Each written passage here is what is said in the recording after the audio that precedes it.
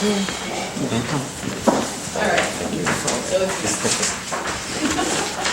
The prayer today is about strength. Our Father, sometimes the cares of the day seem to multiply while the blessings fade so quickly. Our bodies grow tired and our minds even more tired. Jesus, help us. Give us strength you promised in your word. Give us the power to take the next step. Give us your grace, for we know that in our weaknesses your strength is revealed. May we receive it today. Amen. Amen. So we're going to have Jerry with us today and a sudden death in the family. So on June 16th, for the Commissioner's Office, he approved an executed agreement with the Community Church of Sutherland for use of the Jog County parking lots located at Merge Court Street for staff and volunteers, and East Park Street for general parking, public parking during the Jog Pride event on Saturday, June 17, 2023.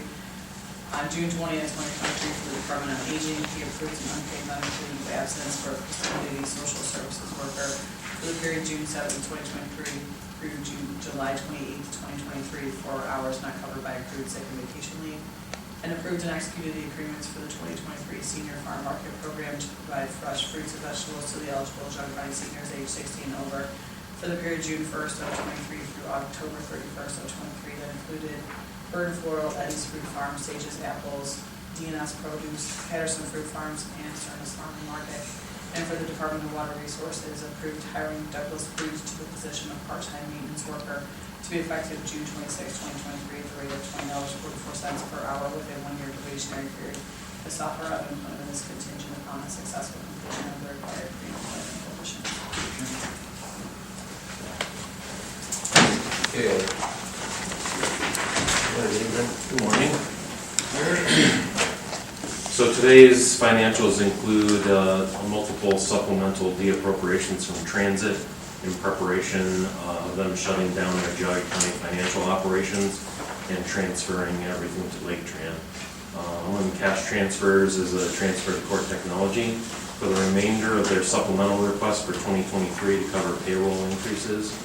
Also a cash transfer from the general fund to the sheriff for the local match on VAWA grant number 2022-WF-VA2-8214, and this is about $1,000 drop from last year. Among the encumbrances are then now from Common Pleas Court to Mark L. Stolarski Law LLC for appointed counsel fees that were not previously encumbered. And there's a couple travel requests, one from the engineer to attend the Summit Conference and Training event, and from Juvenile Court to attend the 2023 Juvenile Court Clerks Conference.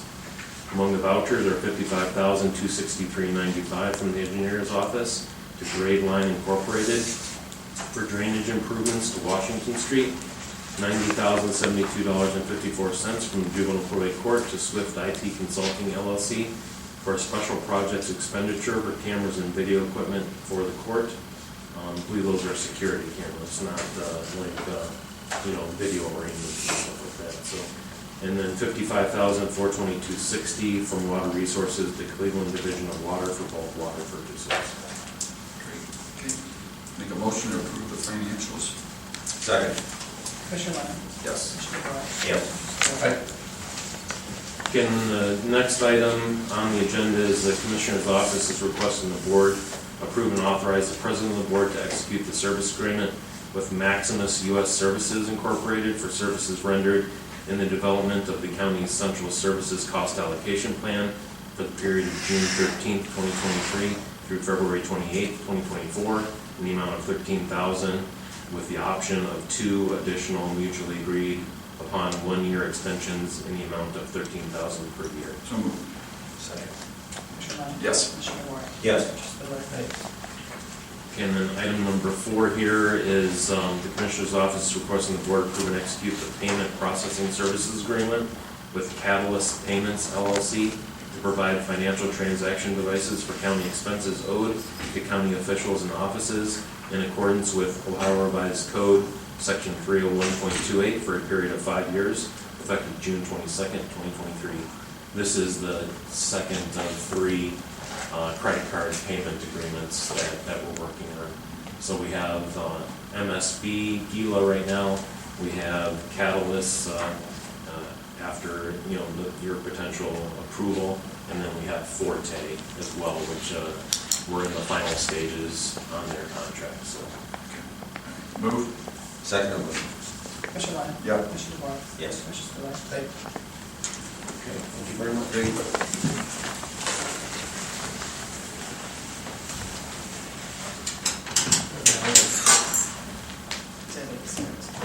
Oh, good. Hi, how are ya? Good, how are you? Good to see ya. You too.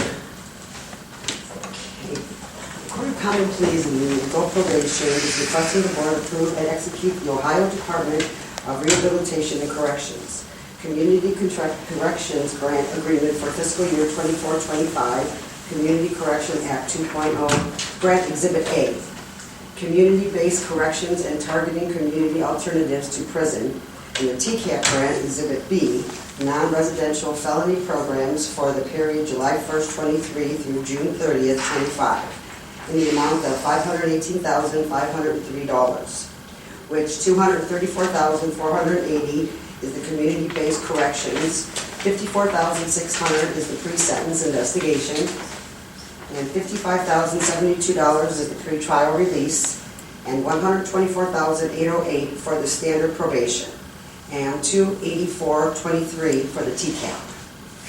Pursuant to ORC 5149.38 with no local match. Thank you. So moved. Thank you. Second.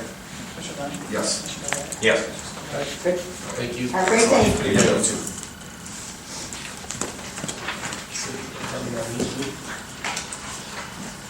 Morning, that's good. Good morning, how are ya? Good, good.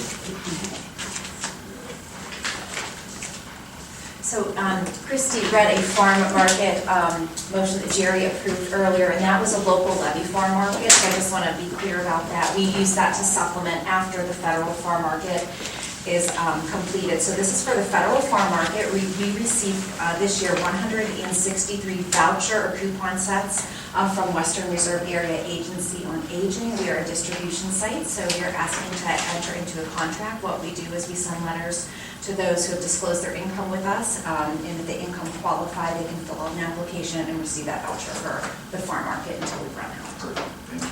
About what is the income? So I have the percentage of federal poverty level. The exact dollars and cents is not on the top of my head, but it's at or below 185% federal poverty level. So that's a... I can email you the exact number, but it's. Okay. So moved. Second. Commissioner Lyon? Yes. Commissioner DeBoer? Yes. Commissioner Spudler? Hi, thank you.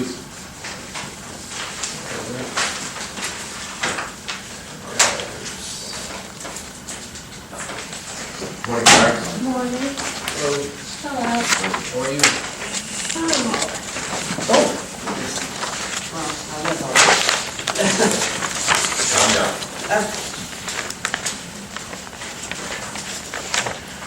I'm here asking for you to increase our contract agreement with Shred Right. We have more shreddings than we've ever had, and we anticipate having more. Great. That's a good thing. Yes. Yeah. I know Commissioner DeBoer had worked with our solid waste district in getting some funding and grant funding to help contribute towards that Yes. cost.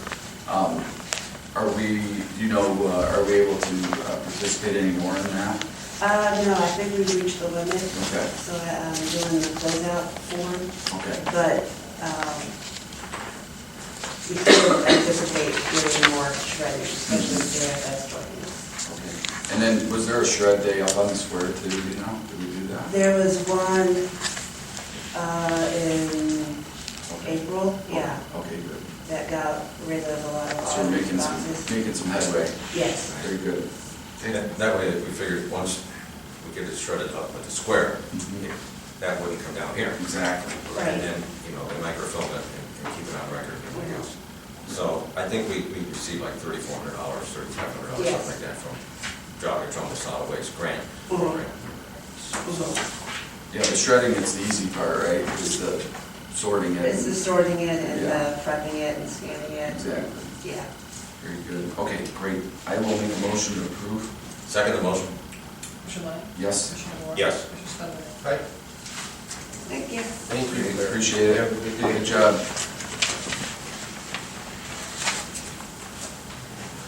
Good morning. Good morning, Kathleen. Not many chairs. Okay. We have 3 items today. The first one is a change order.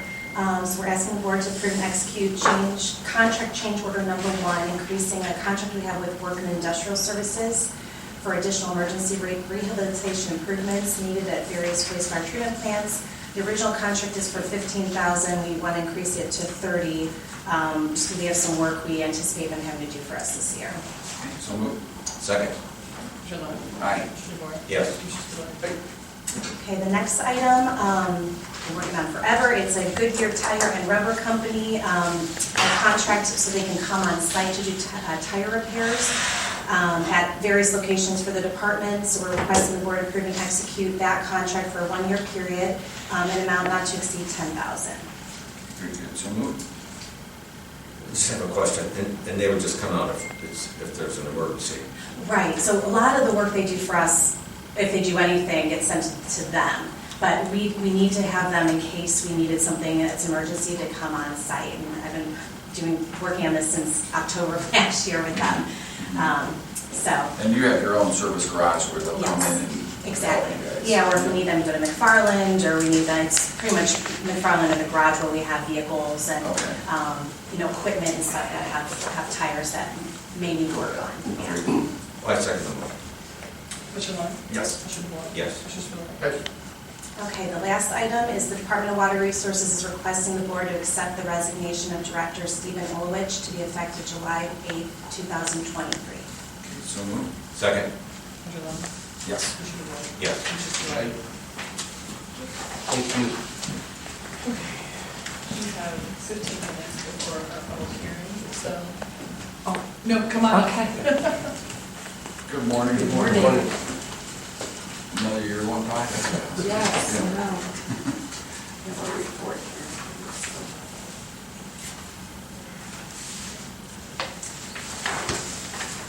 Okay.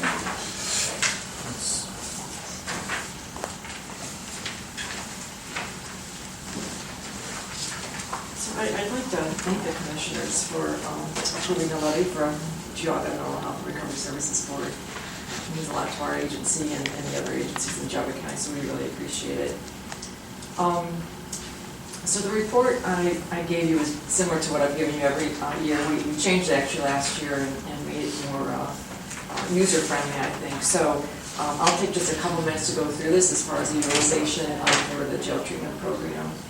And I had a really good conversation with our staff there, and we are still being impacted by COVID and lower numbers in the jail. But if you look at that first chart there, and we have fiscal year 21, 22, and 23, and those are what the inmates who have received assessments or group counseling. The gray area for fiscal year 23 is just the first 3 quarters, so that obviously will change once this quarter is completed June 30th. So the next page then is the treatment completion rates. Those who successfully complete the jail treatment program. And again, we just for comparison, we have shown fiscal year 21, 22, and 23. And again, keep in mind this completion rate is just the first 3 quarters for fiscal year 23. And then just for comparison's sakes, again, just to see other programs in the area, we've included the statistics for Lake County Jail Treatment Program for fiscal year 22 and 23. And that just goes across the page there. The last one in green, the SAMHSA Traditional Intensive Outpatient Treatment, that is the Substance Abuse and Mental Health Services Administration. And just to kind of get a national average, we thought it's important to include those numbers too as far as percentages. And you can see that we're way above the average for that for successful treatment completion. The third page then, Chardon Jail Treatment Program Aftercare Utilization. Again, these are things that we believe are impacted by a couple things. A number of the people in that program are from out of county, and so they would be referred to an aftercare program that's in their home county. Some of the people in jail treatment move on to a different service. They might go to our residential treatment program after jail treatment, or an intensive outpatient treatment. So not everyone comes to our aftercare program.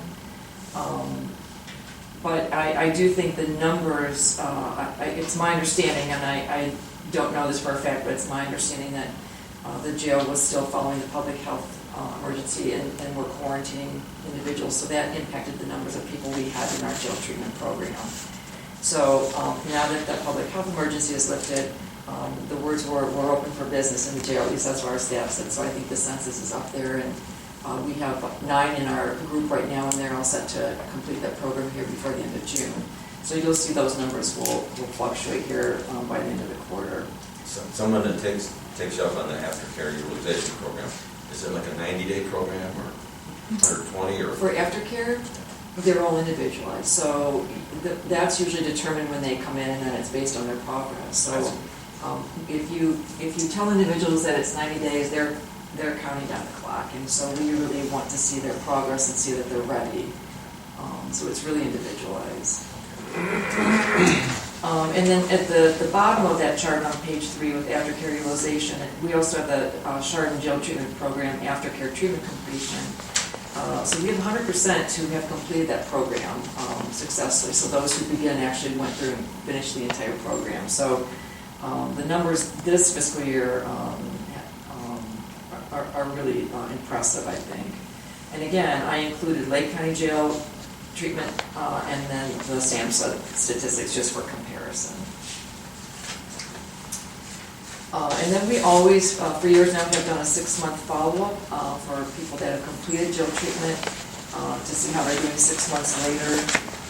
We look at how many are sober at the time of contact, how many have relapsed, and how many were rearrested. So those numbers are represented there as well. We had a little bit of a drop last year in the numbers who were sober at contact, but we, at the same token, we had a drop in those who had relapsed. Right now, the rearrest rate has been 0 for those who were contacted. So this, of course, would be for fiscal year 22 because we wouldn't have this 6-month follow-up yet for fiscal year 23. You can please interrupt me if you have questions as I'm going through these. No, when you said they were contacted, you contact them to ask them if they were arrested? Either them or their probation officer. So they get the information through the court system, through criminal justice, so sometimes it's the individual themselves. And then I included our charts for residential treatment, and the reason I did that is because there are a fair number who would leave a jail treatment program and be admitted into one of our residential treatment programs. Now, of course, this is not just those folks, this is anybody in our residential treatment program. So again, fiscal year 21, 22, and 23, comparing the 3 years. And again, these are treatment completion rates, and by that we mean those who have successfully met all their treatment plan goals and successfully completed the treatment program. And then we compare it to SAMHSA, the Substance Abuse Mental Health Services Administration, to give you kind of a national number as to what those numbers look like in comparison to Lake Jug Recovery Centers. The next page is the residential 6-month follow-up. So that is another item we've tracked for many, many years. We track our residential clients, those who successfully completed. We track them at 6 months and 12 months. And we're not just looking at are they sober, we're looking at do they have an improved quality of life. So are they working? Have they been rearrested? Are they involved in ongoing counseling? Are they involved in 12-step meetings, things like that? So we're looking at much more than just are you sober today? And those are our outcomes at 6 months. The best number we could find to compare that to, as far as any other programs that are doing a 6-month follow-up, was in an article from the Journal of Psychiatry. And so that is looking at 56% as far as follow-up after 6 months. And then the other numbers for Lake Jug Recovery Centers are prior to that.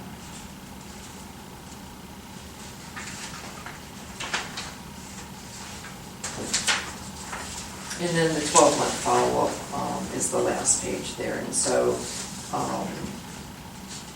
you can see our numbers did drop a little bit between fiscal year 21 and 22. So we'll be anxious to see how things look now in 23.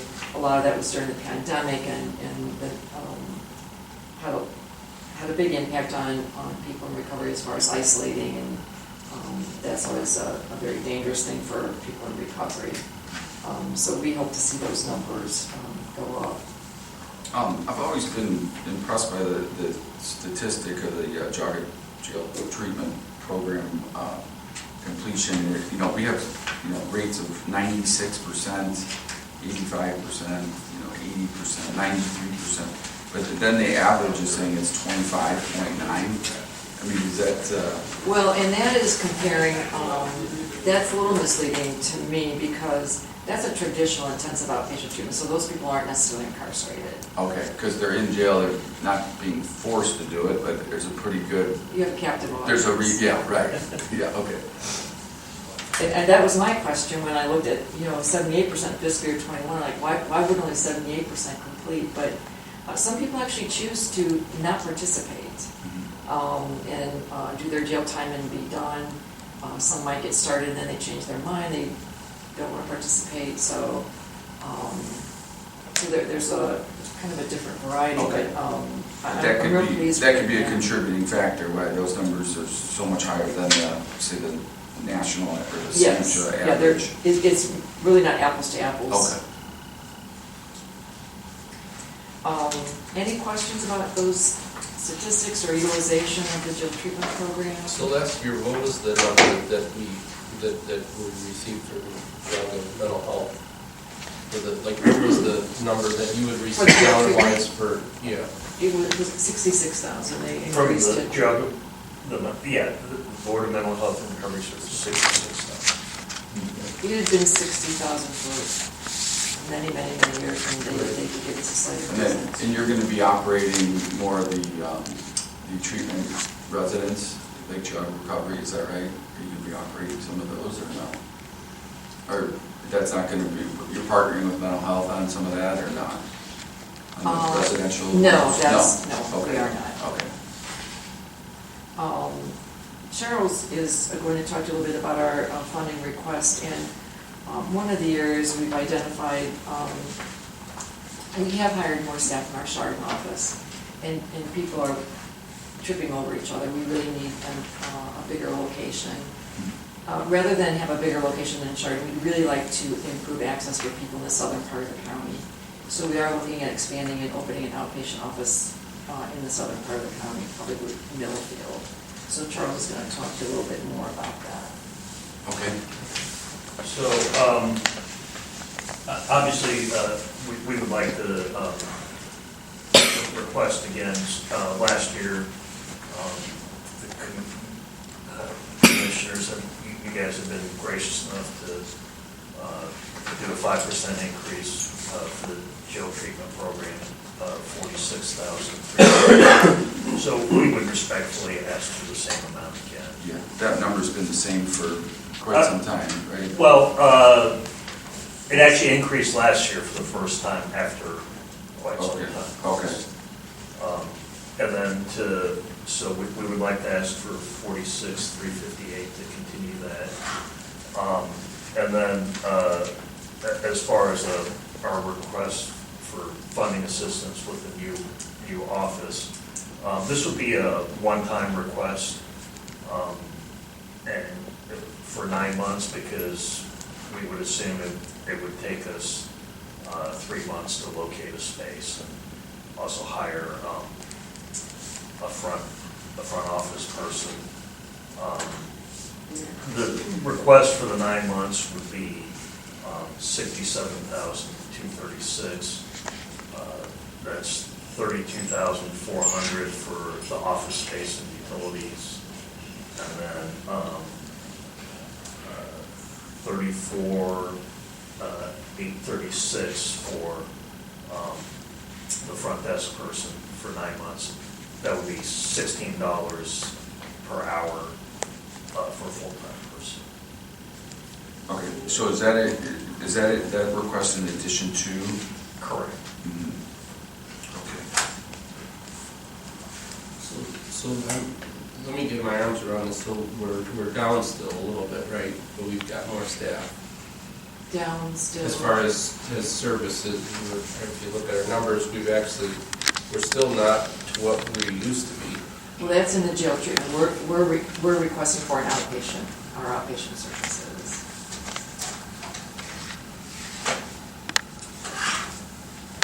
And your numbers on the outpatient, where is your increases on that? I don't have that report because it's really not something that we have funded, I so. mean, can we come back and talk about that? Because I just, Well, we're limited by how many people we can serve in that office because we can't hire any more staff. And so you'll see the numbers are not going to reflect that we have a big increase in clientele because we only have so many offices and so many counselors we can fit into that office. Let me ask you, are we, and I don't know if Jerry's not here, but because maybe, some of the settlement money we had received from the opioid settlement, would we be able to purpose that money towards something like that? That was a question that I had asked Jerry actually yesterday before he left, and knowing that they were looking at doing some kind of expansion, is that the opioid funding would be something that. I think that would be considered to be because ideal- of what it goes for. Ideal, perfect place to, so then we would be running two locations then? Correct. Because we don't have enough space in the other one? That and to, like Melanie said, provide closer access for people on that side of the county. I mean, what if we would just basically, relook at this, and if you're hiring another front office, front person, you already got that in charter now, right? Yes. Well, we only have the one front desk person. We don't think we would need to hire another counselor.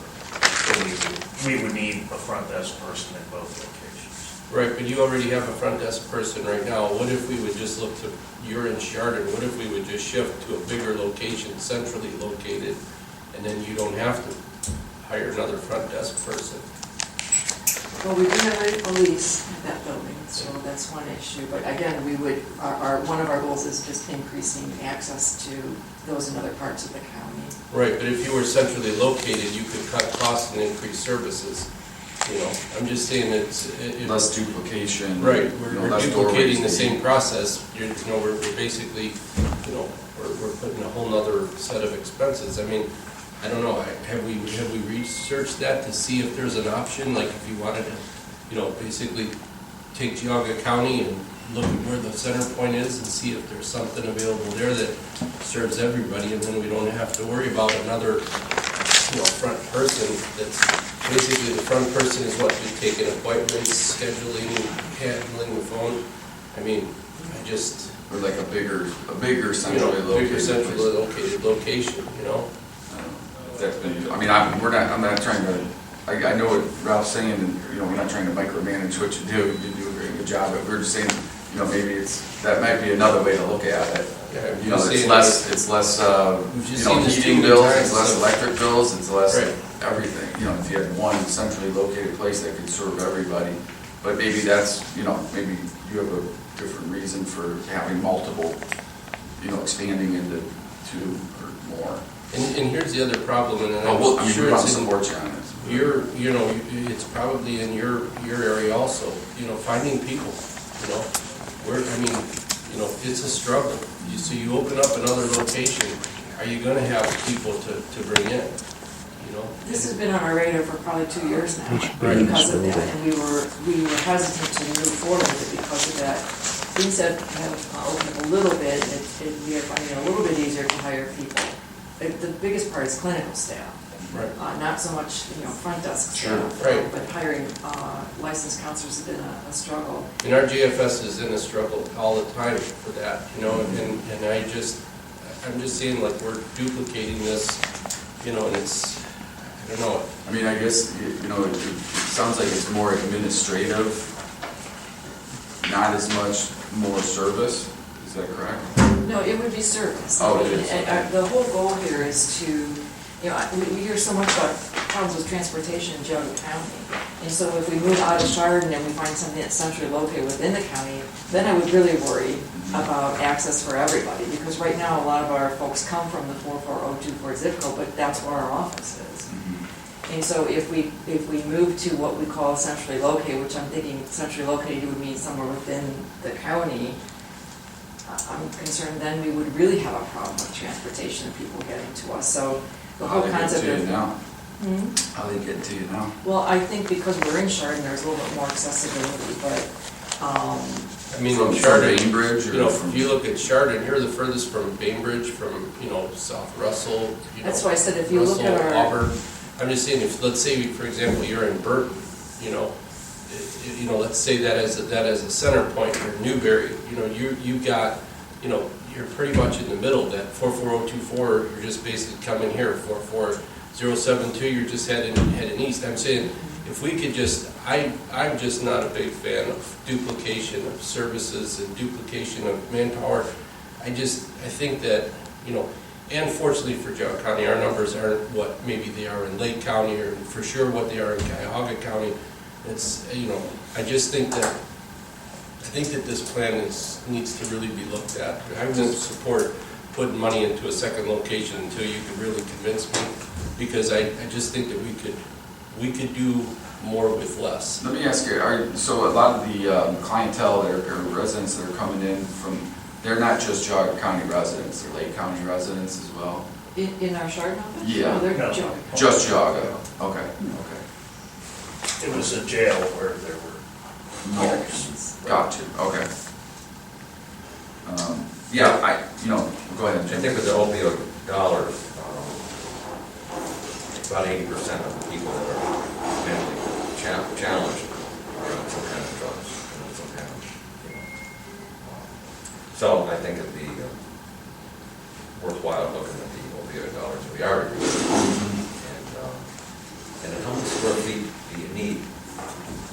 Totally, like you said, the Right, second so what's office our or the current first office, office? what's your square footage? About there? 2,500 square feet. 2,500, and do you need another 2,500? That's what we'd be looking at. I see. So to centralize something in 50,000 square foot office space in counseling, what do you think about that? Group rooms.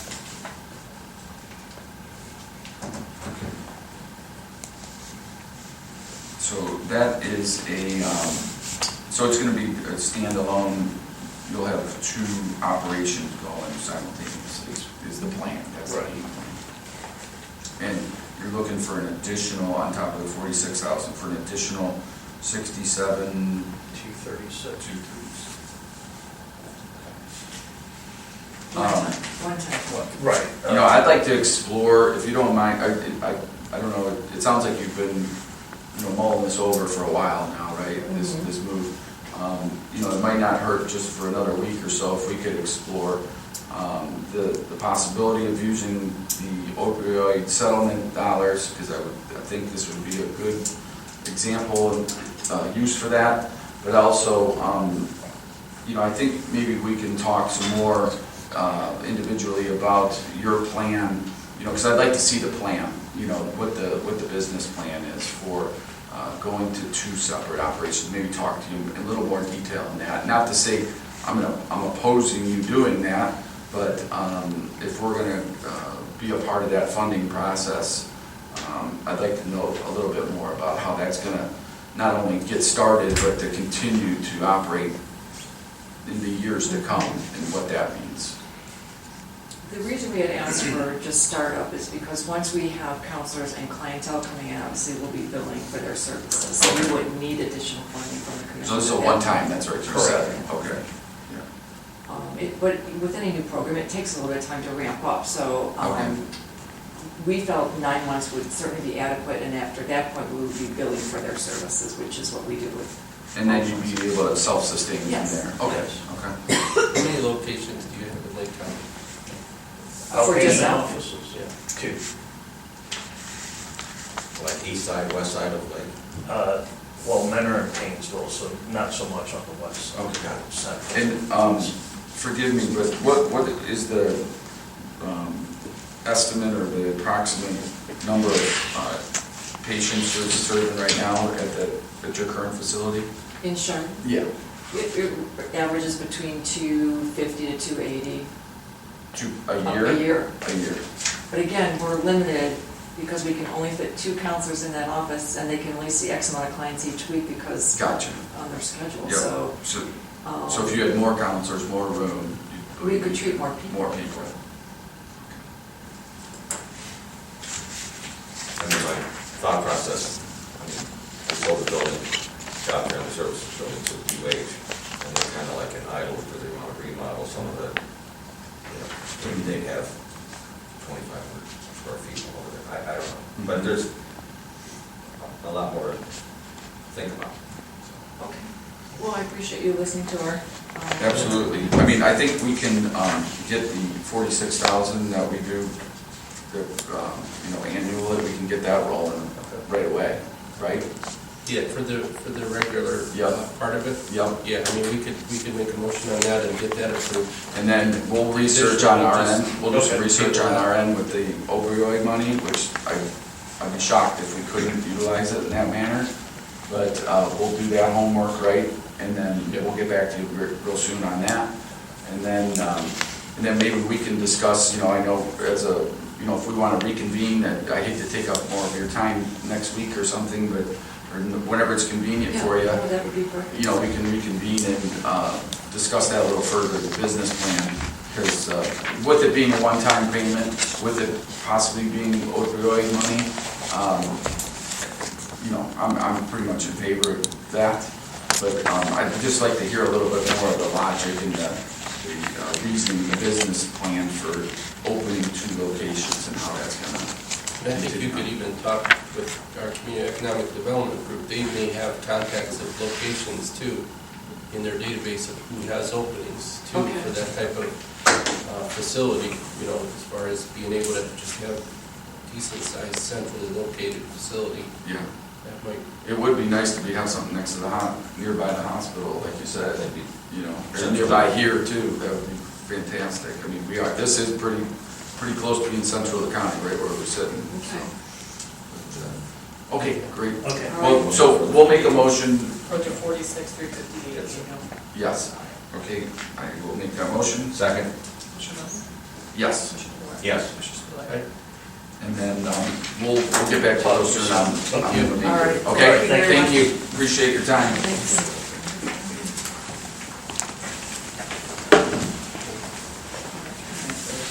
we have a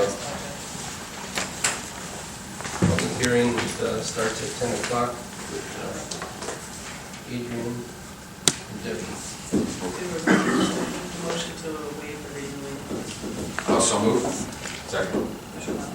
Yes. Commissioner DeWort? Yes. Commissioner Spillier? Right.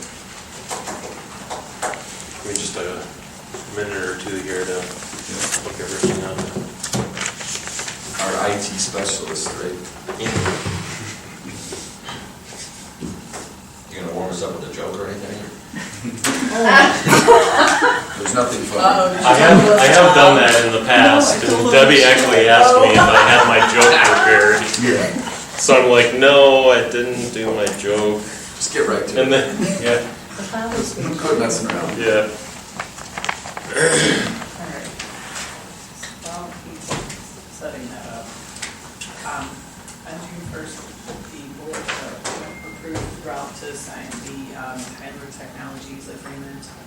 And I finally got the original documentation, so I'm just asking if you can sign the Tyler Technologies. The board previously approved that action on June 1st.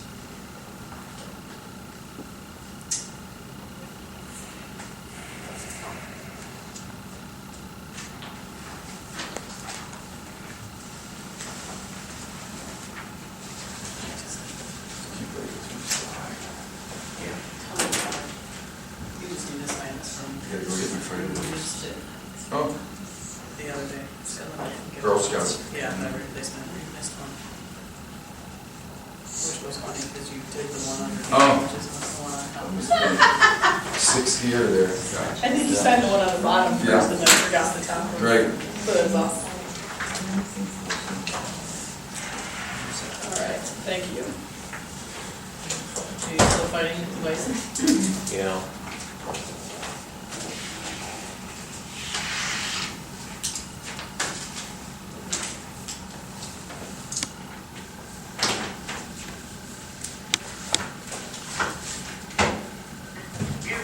This worked in here yesterday.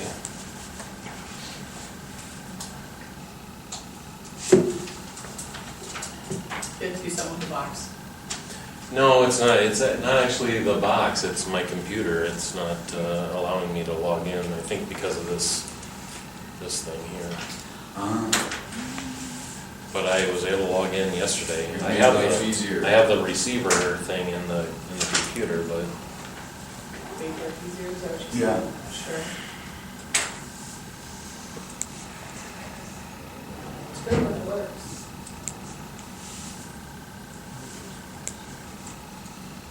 They have a lot of stuff for you.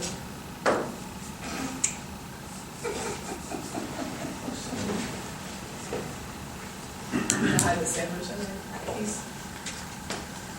I want no critters in here, that's all. He's getting set up. I have a question for you and Tim. Did you get invited to the Central Committee meet and greet? It's coming up next week. You did not? No. Do you know if they brought it or something? No, it's gonna be did you get one, Tim? I'm sorry, what was it? The Central Committee meet and greet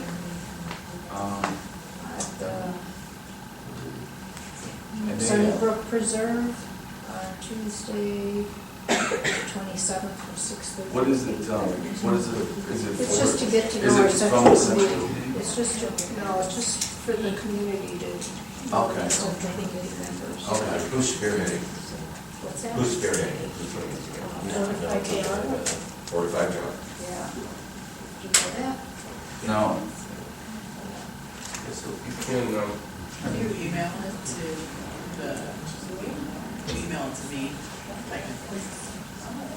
yeah, thank you. Hope to see you there. Yep.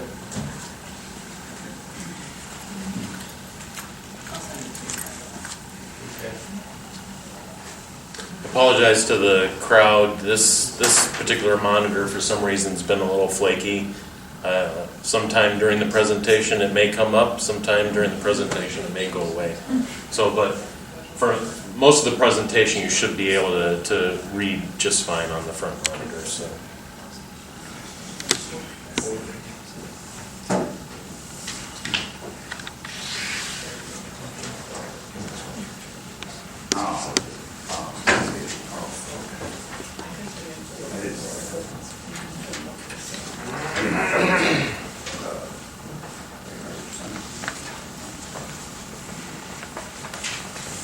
Okay, we'll go ahead and get started.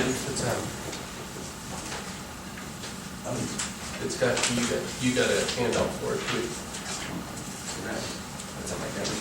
So, welcome to the 2024 tax budget hearing. Unfortunately, Jerry Morgan's not here, but I'm joined by Debbie Ashburn, and I'm Adrian Gordon, the budget finance manager. Want to thank everybody who helped contribute to this tax budget, including all the department heads, all the elected officials, Jerry, the commissioners, Christy, Debbie, people in the auditor's office, Ron Lady in particular. Thank you for all the effort put into this. It's definitely a group undertaking, and I think we have a good tax budget moving forward for next year. At least the building block, the cornerstone of the permanent appropriation doesn't fall after the budget hearings that we have in September and October. So without further ado, we'll go ahead and get going. So as you can see, the total 2024 tax budget is $139 million. Now this is approximately $13 million or 9% more than the 2023 adopted budget. This is due in large part to Children's Services Fund, setting aside a large portion of their funding for building of a new youth center next year. This accounts for about $6 million of that increase. There's another 2.2 million from Metzenbaum, which has increased its transfer out account in order to cover increases in its Medicaid waiver match obligations. Out of the remaining $5 million increase, just over $4 million is in the general fund, and the other $1 million of increases are scattered across various funds in smaller amounts. Revenue, however, throughout the county has been increased to cover most of the rise in expenses, but not entirely, as some of the expenses, obviously, that I mentioned for JFS and Metzenbaum are more surplus spending.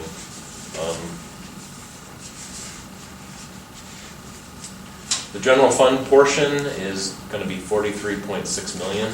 The general fund increased by almost $4.2 million in the 2024 tax budget versus what was adopted as the permanent appropriations for 2023 back in December.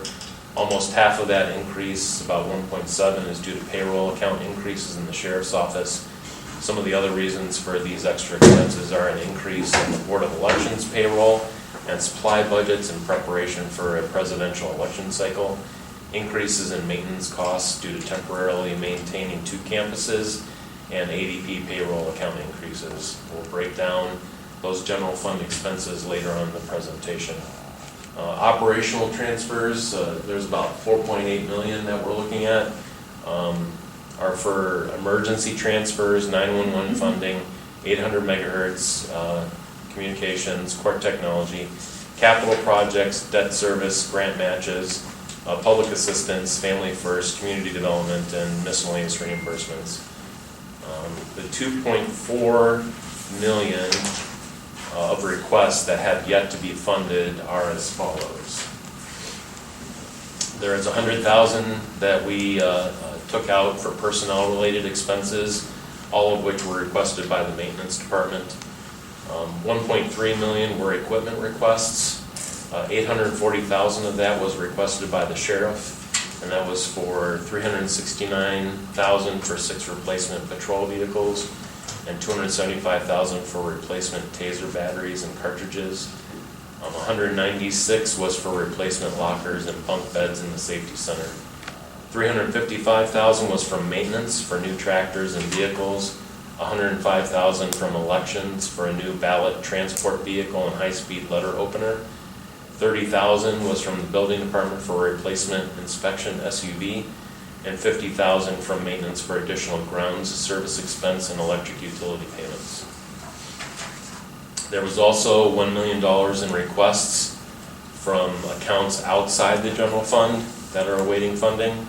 This includes about 350,000 for ADP and the Computer Equipment Improvements Fund for various equipment requests, including a Meraki gateway, server cabinets, cabling upgrades in the annex, a software package called VMC Helix, which is an IT service management software, additional cloud storage, water leak detection system, and a new equipment transport vehicle.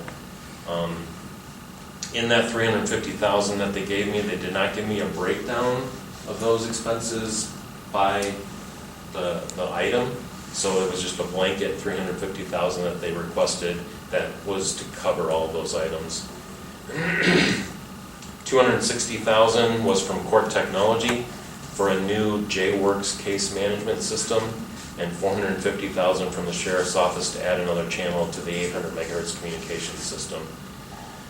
As this year progresses, we'll assess our ability to fund these later in the year, either in whole or in part, or make them a priority for the supplemental next year. Any questions on any of that? Okay, overall revenue obviously continues to trend up. Mortgage rates are at their highest level since 2000. High construction costs due to inflation and a persistent tight supply of existing homes on the market, and an expected collection rate of 98% on property taxes for 2024, as determined by the Budget Commission, reflects in a relatively flat property tax collection for next year. Sales tax continues to exceed projections and will be increased again next year, this time by $3 million. Interest rates are expected to remain high next year, which has led the treasurer to increase the income expected from the county's investments by about $1.5 million. Several fees went up by nominal amounts, but there were no budget decreases in revenue.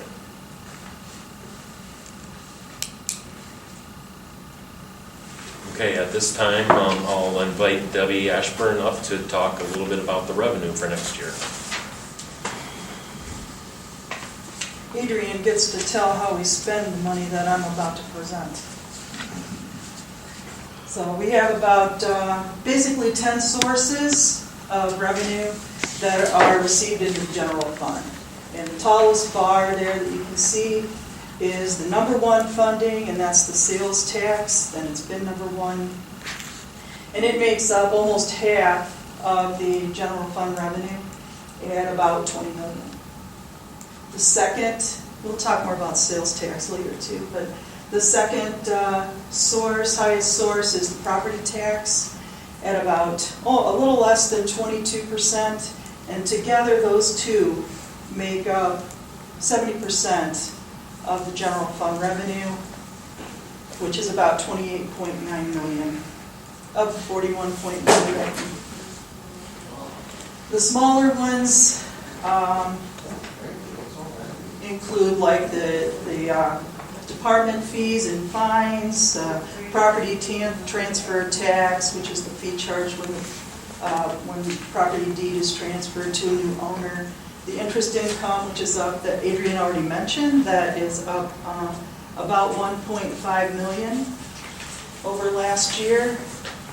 Other things under the other would be like rent, some reimbursements, our gas well revenue, auction proceeds. Then we have casino tax, local government tax, the prisoner housing from the out-of-county inmates, and then cost allocations. And money for cost allocations, that's kind of what we charge to the departments that are outside the general fund, say like aging. They are levy funded, but yeah, we charge them for their postage or a lot of their ground maintenance, that kind of thing.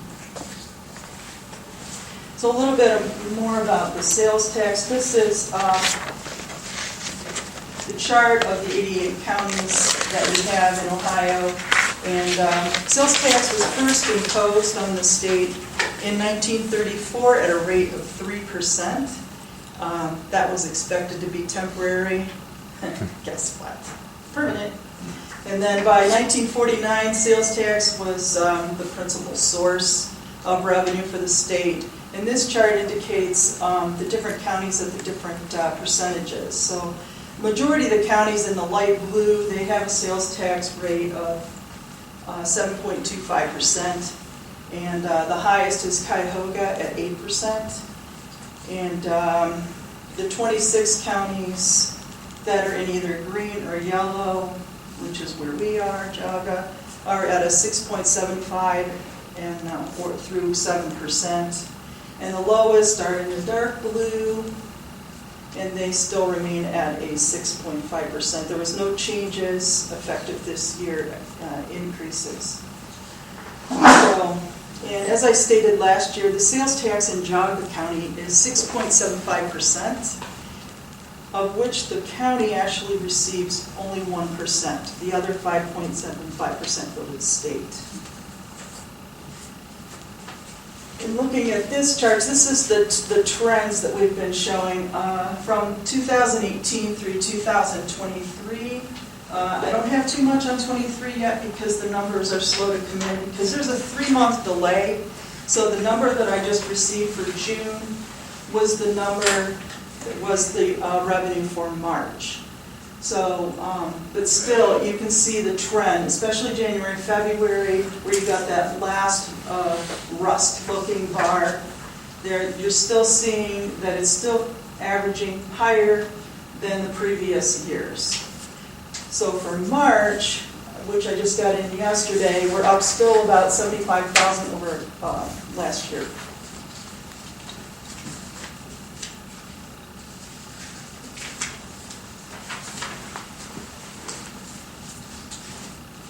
So this is taking a look at the property tax. think we were at 8.9 million, I think, that we received in property tax for 2024. And this is a breakdown of how we're going to spend $1 of that. For each dollar of property tax, 17% is received by the county. Hold on 1 second, did I? Did you skip one? No, I think I did, okay. 17 cents out of a dollar is received by the county. The largest portion you can see in the blue is to the school districts at 55 cents out of the dollar. The townships will come in at 16 cents. And then the other small, they make up, I think it's 12 and a half cents. They, the juvenile, or the Joint sometimes- vocational schools, yeah. the joint vocational, the special districts, the municipalities, the library, and the park. So now I want to take a look at that 17 cents to see how we break that down within the county. So of the 17 cents, you can see only one area is in blue, and that's the general fund. So of the 17 cents, 4.5 cents goes to the general fund for the operation of the county program. Everything listed in green, which is the majority of the 17 cents, with developmental disabilities being the largest, those are all levy-funded programs. So those have already been established and voted on by the taxpayers. And so you have the developmental disabilities over at Job and Family Services, the Children's Services, mental health, the roads and bridges, the senior citizens, and the health district.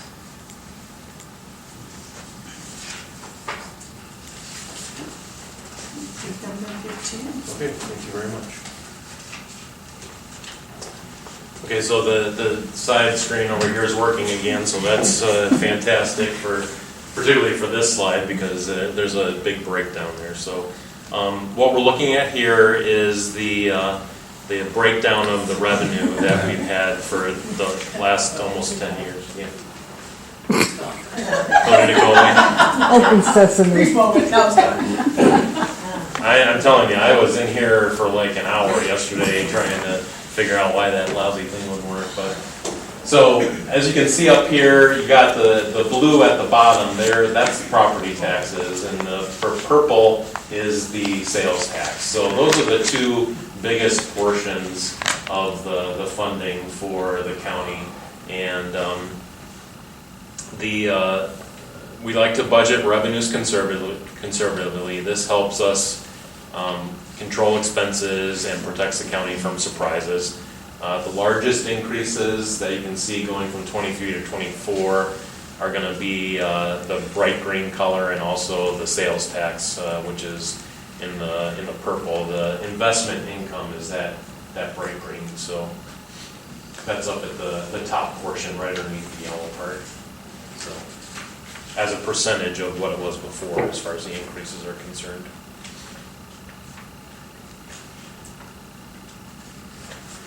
Okay, so this is the available resources. So whenever we go into a year, we always, whatever the unencumbered carryover cash balance is, plus the calendar year revenue is the total resources that the general fund has to work with. So you can see over the last few years, we've hovered between 45 and 51 million. Next year, for 2024, we're estimating about 8.5 unencumbered cash carryover. Now that will vary slightly from what's on the paperwork for the actual tax budget. We don't have a place to put in any of the unexpended appropriations, which are always several $1 million. So what I have to work with in the actual tax budget document is the unappropriated balance of the general fund, which right now is like $2.6 million. And then once all the appropriations that are budgeted for 2024 come out of that, you end up with about $150,000 or some odd dollars left after that. So I don't have the ability to estimate those unexpended appropriations except for here, which shows that unencumbered carryover cash balance being $8.5 million. In addition to the 41.1 revenue that we're planning for next year gives the general fund total resources of about $50 million, just slightly less than that. And that's an increase of 4.6 million over 2023. Okay, so on to the expenses. As I stated earlier, the 2024 tax budget is about 4.2 million more than the 2023 adopted budget. Once you take out all the transfer out accounts, and you also are looking at the amended budget over the 2024 tax budget, we actually have gone down about 300,000 from what the amended budget for this year is right now versus 2024 tax budget. The 4.2 million was the adopted tax budget. This is the difference between what we have amended the tax budget for, or the permanent appropriations for this year. So once we open up the next year, we see what the unappropriated balance of the general fund is, and then we're able to appropriate some of those unfunded or delayed funding requests that we get that I mentioned earlier, the 2.4 million worth of the delayed funding requests. So some of the assumptions that we had for next year's tax budget, the commissioners generously provided the county with county employees with a 5% increase for this year, as well as a 3% increase for next year. So the understanding is that there were going to be some pretty good increases in payroll that we were able to absorb. This year, the county is budgeted for no increase in the county portion of hospitalization. For 2023, we did see an increase in insurance costs being about 2.3% and a nominal increase in 2022 of about 0.6%. And the previous 2 years before 2022, though, there were slight decreases in the premiums. Any increase or decrease that will be used for the permanent appropriations will be determined once the renewal for next year has been revealed, and this number and how it's divided up is still subject to change. This year for the budget, we opted to initialize it using the 2023 adopted budget numbers. This eliminated the extra appropriations associated with prior year carryover encumbrances. This hopefully gave everyone a clearer picture of what their actual budget should be instead of them being artificially high due to the inclusion of that prior year activity. As I just mentioned, this continues our efforts to try and reduce the amount of unused appropriations in the expense budget.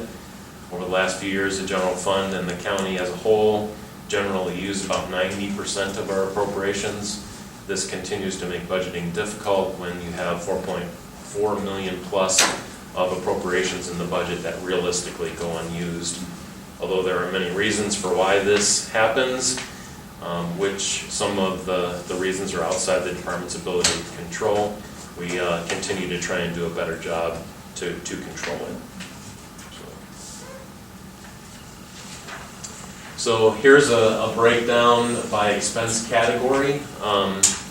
You can see predominantly the expenses in the general fund are personnel related. About 75% of those expenses are related to salaries, benefits, and hospitalization.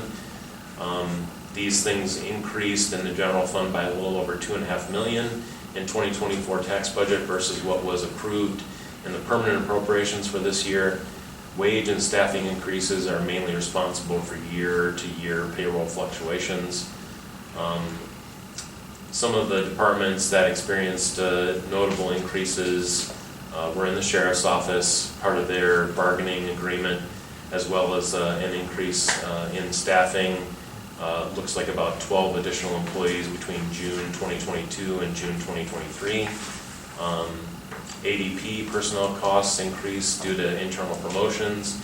additional hiring of 5 employees between June of 2022 and June of 2023, and 1 budgeted vacant position for 2024. Board of Elections, due to the president, as I mentioned before, due to the presidential election staffing needs, which I took a look at their 2020 needs, what they used, and this is right in the ballpark, maybe a little bit more due to the increases in the salaries and stuff of the various employees there, but it seems like it's in the ballpark. Maintenance due to several advertised but as of yet vacant positions, plus maintaining 2 campuses.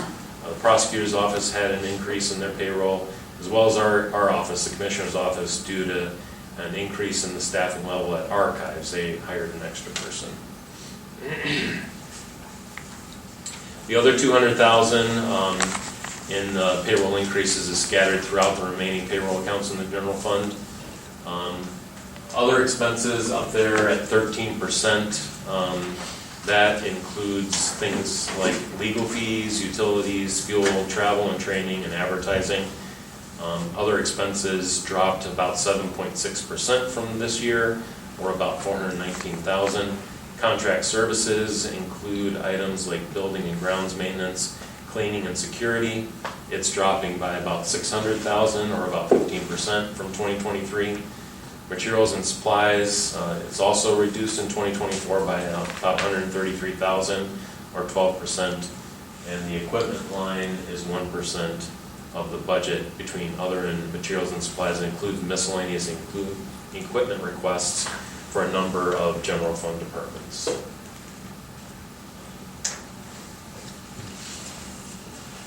So this chart shows the split of the general fund spending by category. Things like public safety include the sheriff, the coroner, and the building department. That's about 38.7% of the general fund budget. Legislative and executive, which includes the various departments, including the auditor, commissioners, archives, prosecutor, recorder, treasurer, ADP, maintenance, planning, board of elections, and the engineer. That's the tax map department that's in the general fund. And that's about 14.1 million, or 36.2% of the budget. Judicial includes the clerk of courts, common pleas court, juvenile court, probate, muni, and jury commission. And that's about 6.2 or 16.1% of the budget. Miscellaneous includes items for the Portage Jaga Joint Juvenile Detention Center payments, our annual insurance liability payment, youth center funding, postage, legal fees, and appointed counsel fees, and court of appeals. Conservation and recreation is the OSU extension in soil and water. That's about 1.6% or $600,000. The Veteran Service Commission is in human services.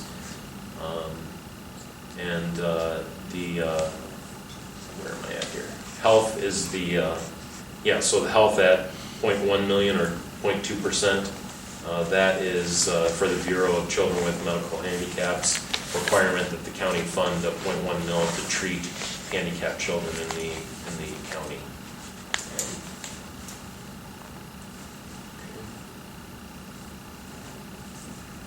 So this is just a look of that public safety, the general fund expenses compared to 2023 versus 2024. So your public safety, your legislative and executive, judicial, conservation, recreation, human services, health, and miscellaneous. And how all those shaped out. Now this, again, is net of that 4.8 million of transfers out.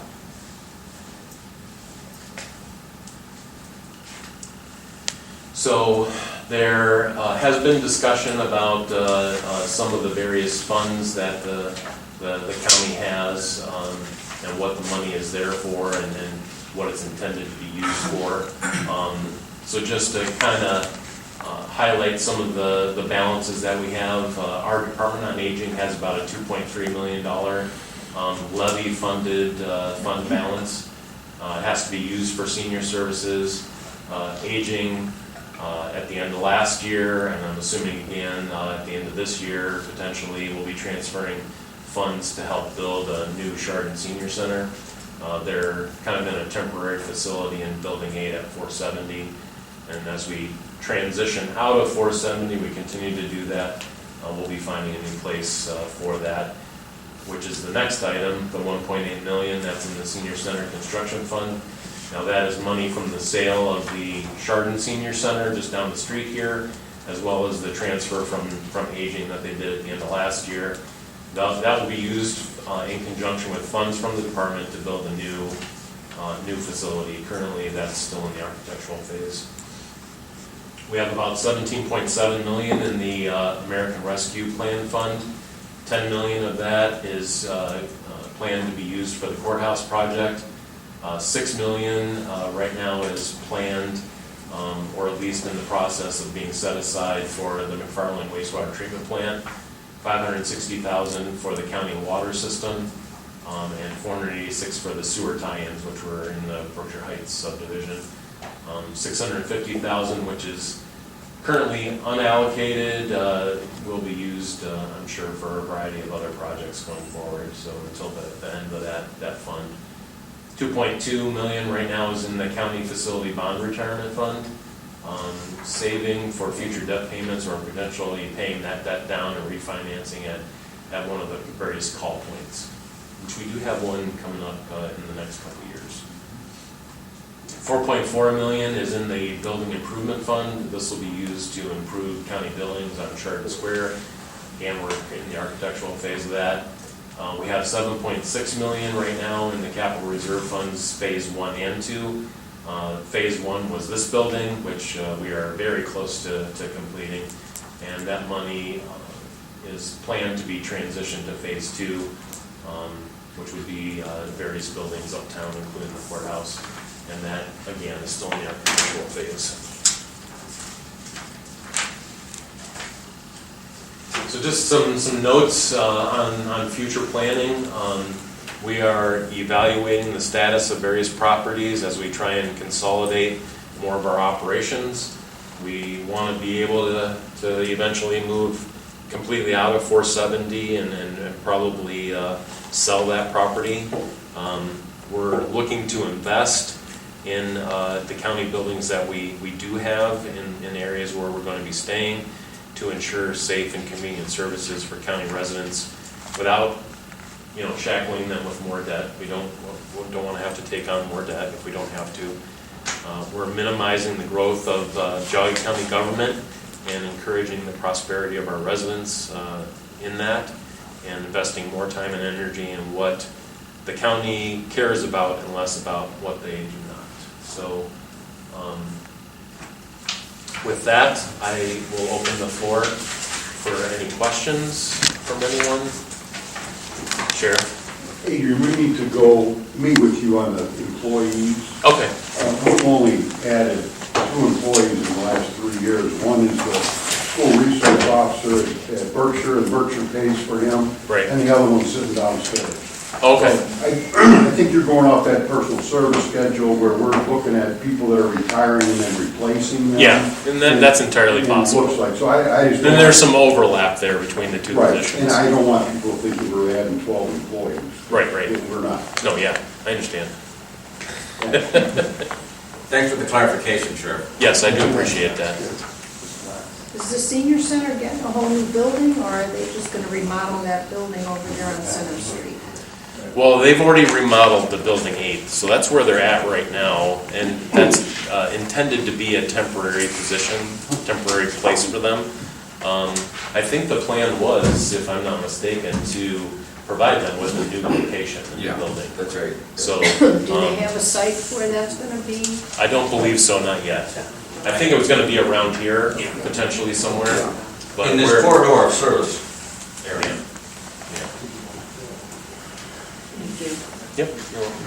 I have a question. Yes, sir. On the casino tax dollars, is there a little bit of a bump up since they opened up the sports gambling in January 1 of this year? Has that shown up an increase of revenue? I am pretty sure that they are above what they budgeted for this year right now. I don't think that there's been a huge bump yet. Maybe, I'm not sure what sports were out at the time and whether or not one sport is more conducive to betting than another one, but I haven't seen a huge boost. So I don't know if that is going to take a little bit of time to get through the system. I'm not sure what sort of delay, because with the sales tax, you know, there's like a 3-month delay, so I'm not sure if we're still dealing with that. I have not seen a huge boost in that though. So, but I do think that they will beat their budget of $1 million that they have set for this year. So, And we'll really get the true numbers in the first quarter of next year. right, and we don't get that monthly either. We get, we get that quarterly. So we've only had probably one payment so far that we've been affected by that. So, 'cause we haven't gotten the second quarter payment yet. So. Yes? Hi, yeah, Lindsay with the Women Voters. You mentioned the county buildings on the square, not the courthouse. So that is under, there's an architectural review going on now for those? Not a review, the architects are actually working on it. So Then Design is the same company that designed this building is in the process of putting together designs both for the courthouse, the Department on Aging, and potentially other buildings, remodeling or what have you uptown. So is that considered phase 2 then? Yes, that is phase 2, yes. And that's part of the $15 million settlement that was reached with the city of Chardon to invest on the square, so. And we're hoping to do that in conjunction with the American Rescue Plan funds. We're hoping to be able to do that without incurring any more debt.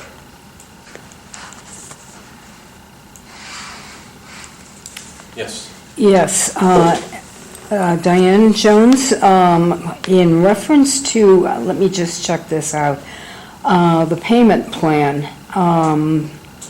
It was item 3, item 4, to provide financial transaction devices for county expenses owed to county officials and offices.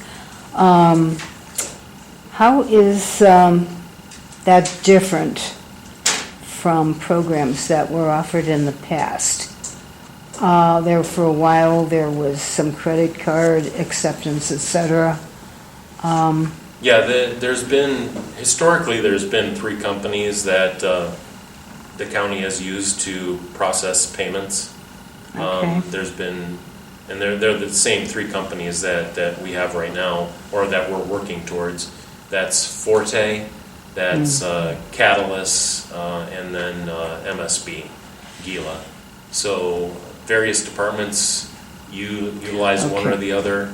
I know the treasurer's office for property tax payments uses Catalyst as well as Forte. Water Resources use Forte. The health department, building department, Department on Aging, they all use MSB Gila.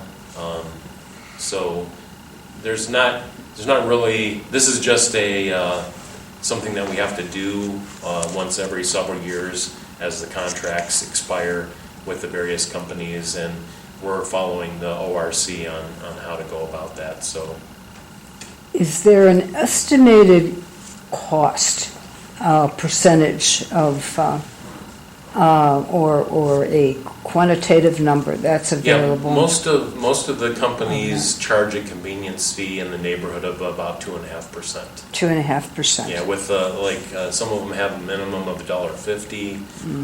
They're going to vary between the 3 different companies. So each department, as they determine, whether or not they're going to accept credit card payments, can look at the various agreements and determine which one's best for their department. Thank you. Yep. But they tack on they pass that charge on to your customers. Correct, yes. Okay.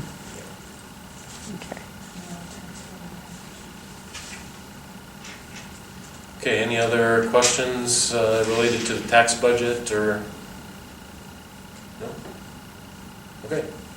I have a hearing from 10:52. Thank you very much, everyone. Thank you, Adrian. Thank you. Adrian. Appreciate it. You're welcome.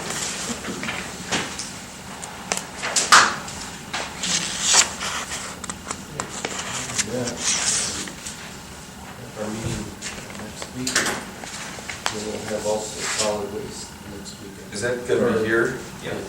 We have a slew of things next week. We have investment advisory in the morning before your regular meeting at 9:15 here in this room. We have regular session at 9:30. We have the Portage Jogga Juvenile Detention Center Board of Directors meeting would include their tax budget hearing here Okay. at 11 in this room. And then your solid waste management district meeting is at 1:30 and it's on the second floor in the Queens Community. Okay, good. And then we're closed for 4th of July. I think they were planning on taking a tour of the new facility over there. I Yeah. believe the other commissioners from Trumbull County. Jennifer sent us an email that says optional. Oh, If somebody's got to go, take it out. Gotcha, okay. Okay. Any other questions? With that motion to adjourn, Time is up. So, all in favor? Mike? Okay. Bye.